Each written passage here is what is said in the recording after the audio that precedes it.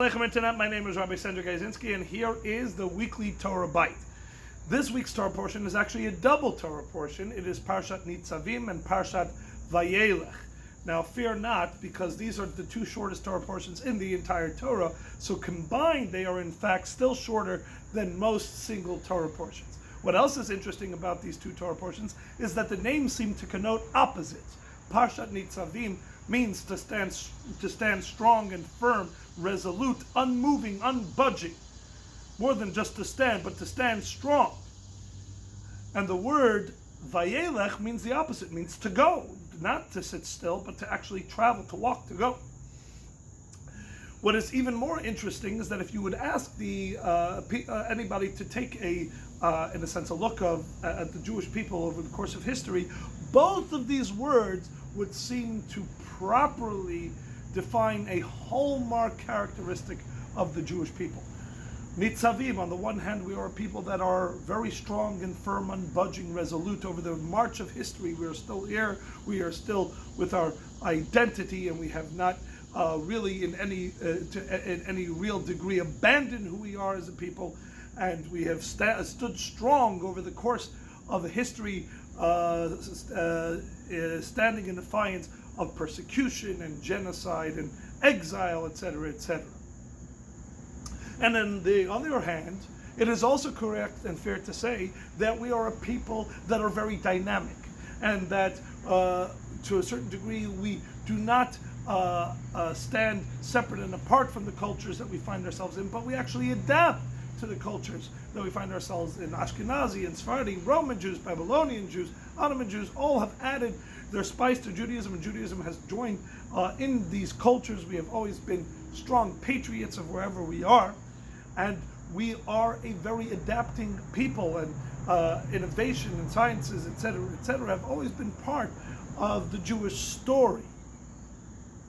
So it would seem to be that somehow we are defined by opposites. We are a unbudging, resolute, strong people that have not allowed ourselves to disappear or change in any real way over the march of millennia. And on the other hand, we are constantly adapting and constantly dynamic. And so this is actually part of the paradox that is the Jewish people. But importantly, there's a message in there as well. Because interestingly enough, as many have pointed out over the course of the study of the Jewish people throughout history, it is not that we manage to be one of these characteristics despite being the other, but in fact, it's because we are committed to one that we can and excel at being at the other. And when we look at the order of these two words, it is Nitzavim before Vayelech. It is to be strong and firm and resolute, and then we can be Vayelech. It is our firm commitment to our foundational principles and identity, and the fact that we are unbudging and uncompromising in this, that allows us then to strike out, to sally forth, to be dynamic without fear of ever becoming unanchored and unmoored. Too many people, too many cultures, too many nations throughout history, in the effort to push the envelope, to progress, etc., have lost their identity, and by losing their identity, eventually lose their future, and they disappear and fade into history. The Jewish people, what makes them unique, what has allowed us to be dynamic and progress and adapt, and therefore to a certain degree ensure our survival throughout the ages, is because we are so strong and firm in who we are, and we have allowed for no matter of progress and no effort in pushing the envelope and being dynamic ever to affect who we are at our core. We are Nitzavim, which allows us to be Vayelech. We stand strong and firm, and this allows us to adapt to any circumstance. The Talmud personifies this very well, as the Talmud in general personifies the Jewish people. There is no precedent in Talmud that is not challenged and is not questioned. We never accept anything just because somebody important has said it. Everything is debated. Everything gets probed and asked, is it in fact this way? Could it maybe not be a different way? Could we maybe not progress on this idea, etc., etc.?